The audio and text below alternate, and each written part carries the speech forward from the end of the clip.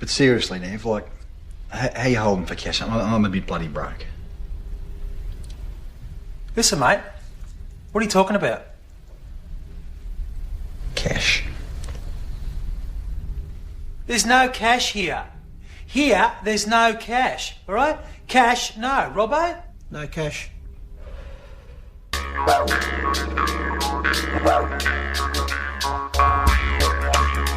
G'day guys and welcome to Aussie English. My objective here is to teach you guys the English spoken down under.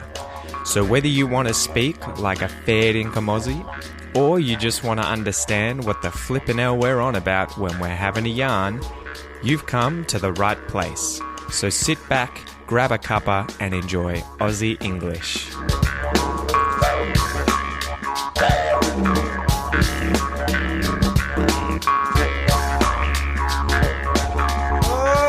G'day guys, what's going on? That was a scene from the movie Chopper. So cash, no cash. Here, no cash. Robbo, no cash. It's a classic one, guys. That is probably the most famous scene from that film. Every Australian is going to know what you're talking about if you say, no cash. Here, no cash. So it's a classic. I really recommend that you go and check out the movie Chopper, which is about a famous Australian convicted criminal and gang member known as Mark Brandon Chopper Reid. The movie was filmed in the year 2000 and it stars one of Australia's most famous actors, Eric Bana. So you might know this guy from more recent Hollywood films, but he's one of my favourite Australian actors. He's absolutely brilliant and he absolutely nails the mannerisms and the way that Chopper speaks in this movie. So check it out, Chopper. Great movie about the Australian underworld in the 1980s and the 1990s in Melbourne. Alright guys, so welcome to the Aussie English Podcast, the number one Australian English podcast that is specifically designed to teach you Aussie English. Whether you want to understand Australian English, whether you want to speak like an Aussie English speaker, this podcast is the podcast for you. And it's brought to you by the Aussie English Classroom. This is the product that I sell, guys, that is the way in which I make a crust, I earn a living, and I can better help you improve your Aussie English when you sign up and give it a go. So you get exercises, learning phrasal verbs, learning Australian slang, listening comprehension, pronunciation, grammar, all that jazz, and you can try it for $1 for your first month. It's incredibly affordable after that. It's about the cost of a coffee per week. So get in there and give it a go, guys. The link will be in the transcript. Anyway, let's get into today's joke. So today's Australian joke, guys, is what is the difference between an Aussie wedding and an Aussie funeral? Okay, what's the difference between an Aussie wedding and an Aussie funeral? The difference is that there's one less drunk at the funeral.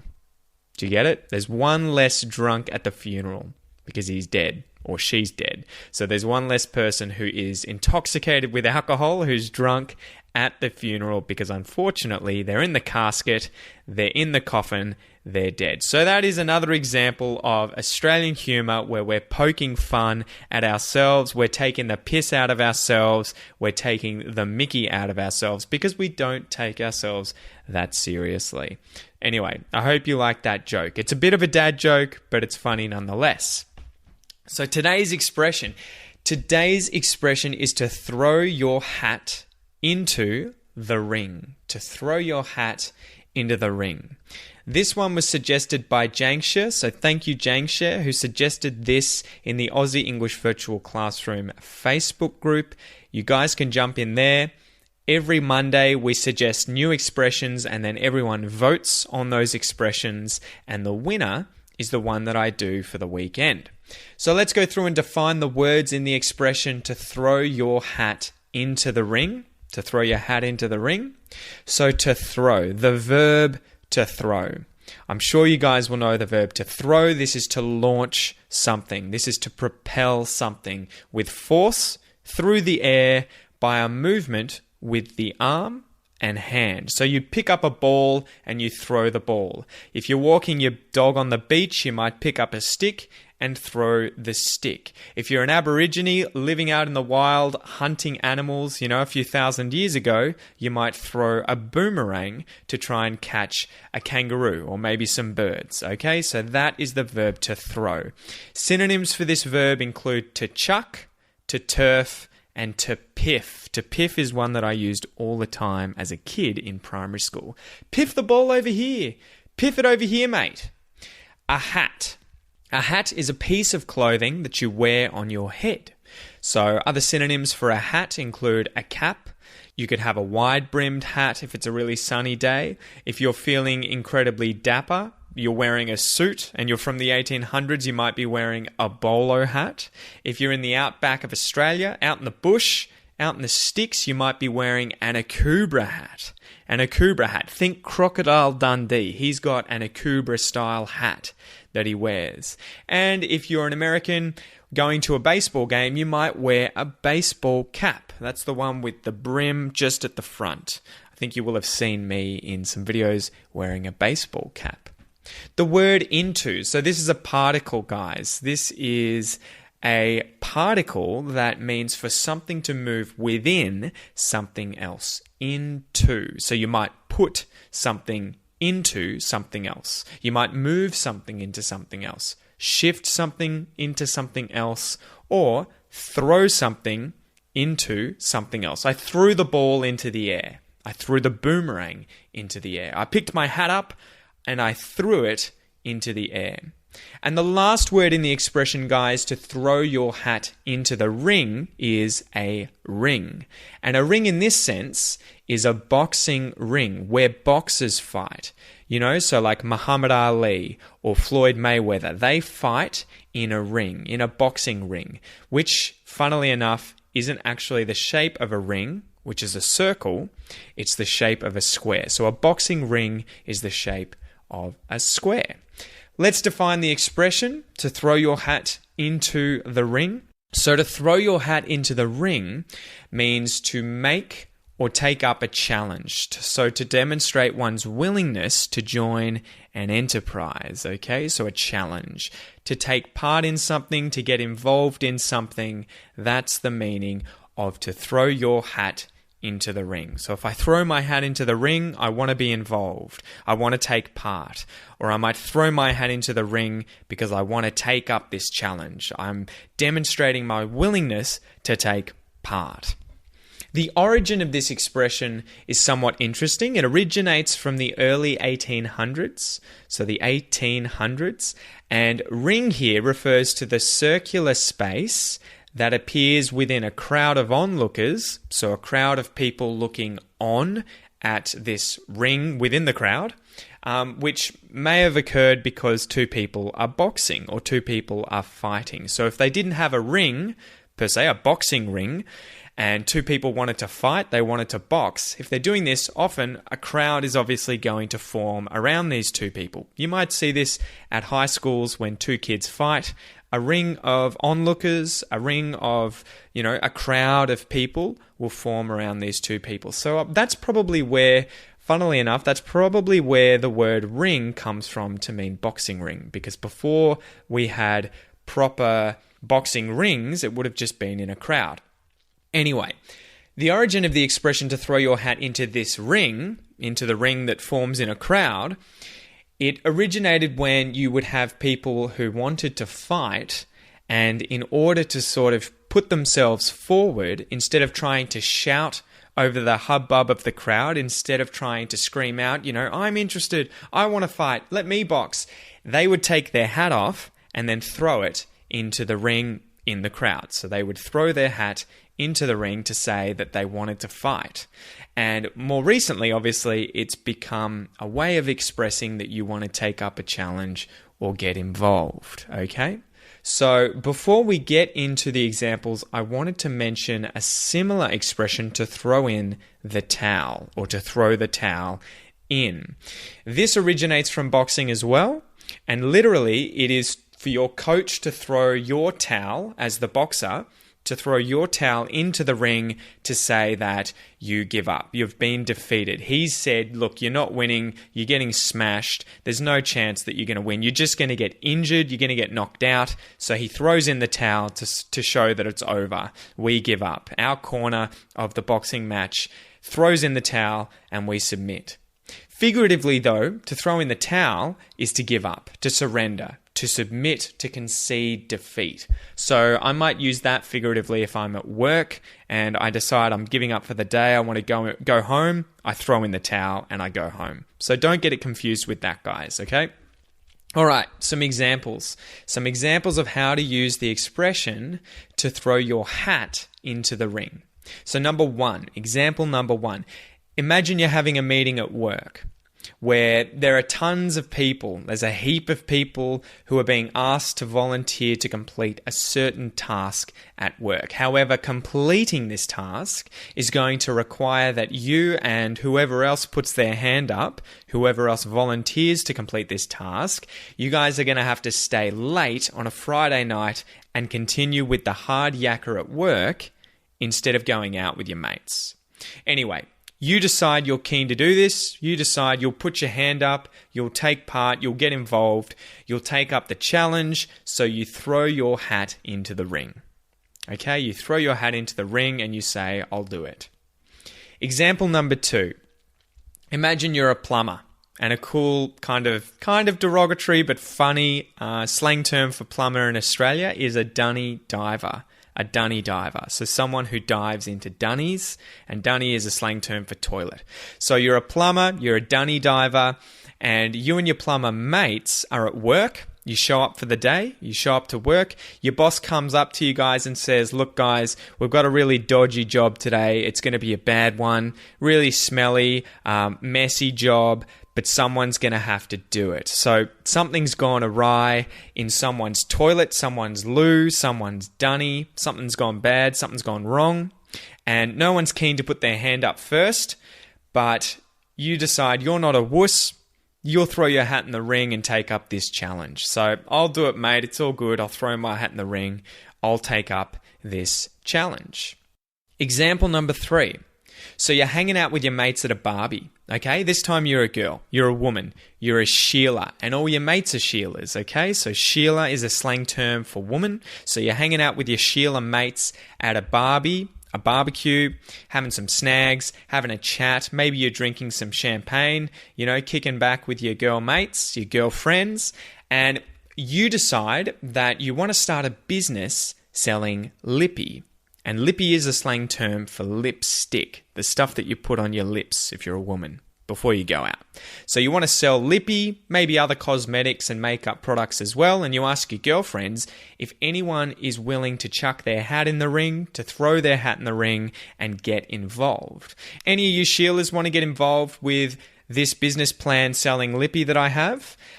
One of the chicks says, yep, it's totally up my alley. I absolutely love makeup. I love lippy, I love business, so I'll throw my hat in the ring and I'll take part in this venture. I'll take up this challenge of starting this business with you. So those are the examples, guys. I hope you get by now the expression to throw your hat in the ring, which means to make or take up a challenge, to demonstrate one's willingness to join an enterprise or start a venture, or to take part in something, or to get involved in something. So it's all pretty much the same thing, okay? To throw your hat in the ring.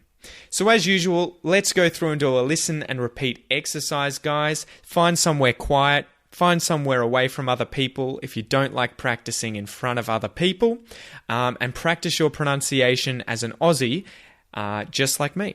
So listen and repeat after me, guys, and let's smash this out. Let's do this, okay? Let's do it.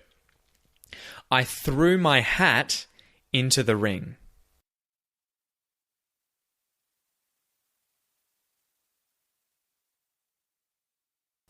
You threw your hat into the ring.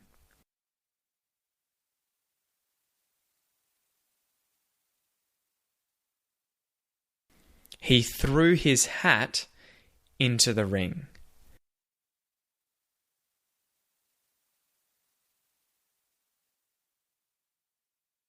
She threw her hat into the ring.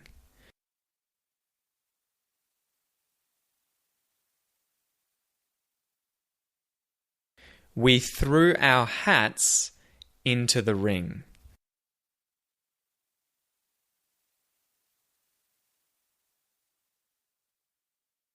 They threw their hats into the ring.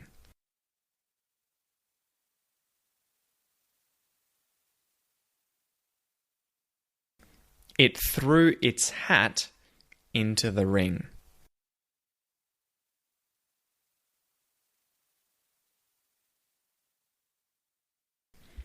Good job, guys. Good job.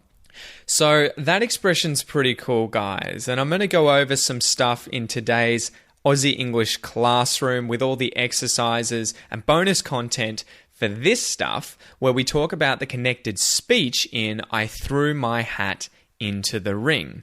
So I would actually say that as I threw my hat into the ring, instead of I threw my hat into the ring. I threw my hat into the ring. So there's some cool stuff going on there, guys. If you want to learn how to break that down and how to pronounce all of that stuff like a native Aussie English speaker, make sure you join up to the Aussie English classroom. It's $1 for your first month. Give it a go. Anyway, before finishing up, guys, let's do the Aussie English fact. Although today it's going to be a series of facts, a whole bunch of facts, a heap of facts, all about Mark Brandon Chopper Reed. So about Chopper, the guy that we were talking about at the start of this episode. So that was who the film Chopper was made about. So this guy is quite an interesting character. He was born on the 12th of November in 1954, and fortunately or unfortunately, he died in 2013. So he grew up in Melbourne in the suburbs of Collingwood, Thomastown, Fitzroy, and Preston, and unfortunately he had a really horrible childhood, which isn't a surprise with a lot of violent criminals. He was severely bullied at school, and he got into hundreds of fights. He was sexually molested as a child, and he was placed in foster care. His parents were pretty full on. One of them was a soldier from the Korean War, and I think his mother was incredibly religious, a Christian. And he was put into foster care, moved around quite a lot, and then later in his teens, he was put into several mental institutions. And he even claimed that he received electroshock therapy, which is where they put electric probes on your head and shock your brain. So pretty full-on childhood.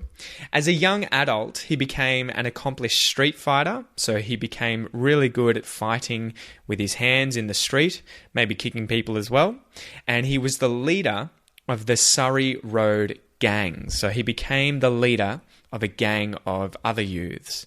He began his career robbing drug dealers, so people who sell drugs, and these drug dealers were based in massage parlours in the Prahran area of Melbourne, and I assume they were probably also brothels where prostitutes work. Crazily, this is a crazy fact too, he only spent 13 months of his time outside of jail between the ages of 20 and 38. So less than 1 month of every year between the ages of 20 and 38 he spent outside of jail.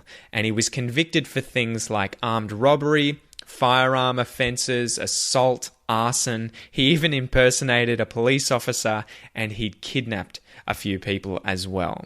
He started prison wars with his gang, the notorious Overcoat Gang. He had the tops of both of his ears cut off by fellow inmates, and this was done on purpose because he wanted to leave H Division, which was the division that he was kept in Pentridge Prison, and he wanted to do this to avoid being ambushed by other inmates because of this gang war. So he actually had another inmate, a friend of his, or at least someone he knew, cut the top of both of his ears off in order to be temporarily removed from that part of the prison in order to save himself, I guess.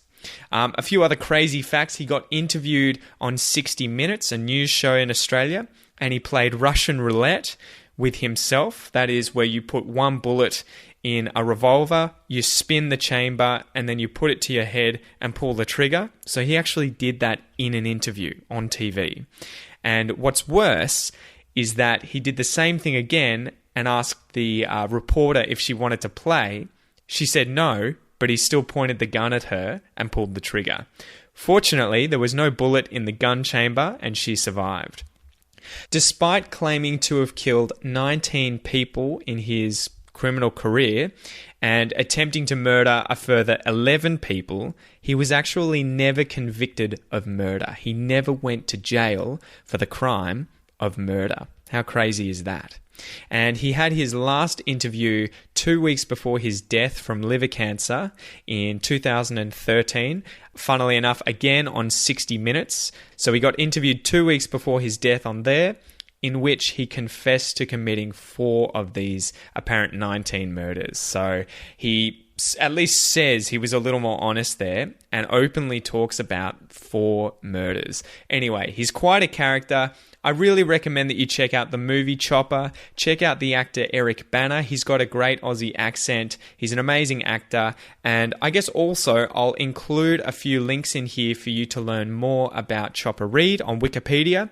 And I'll also link the YouTube interview with 60 Minutes. So I hope you enjoyed this episode, guys. I know it was a long one, but I hope it's full of great content, great vocab for you to learn. Obviously about violent crime in this case, but interesting stuff nonetheless, and I will see you in the next episode. Catch you later, guys.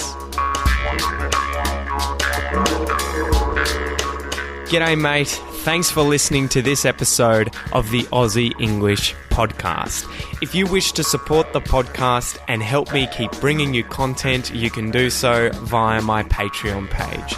Remember, it's my mission here at Aussie English not only to help you understand Australian English, but to speak it like a native. If that's your goal, make sure you enroll in the Aussie English Classroom, guys, where you'll get all the bonus content for today's episode designed to improve your English even faster.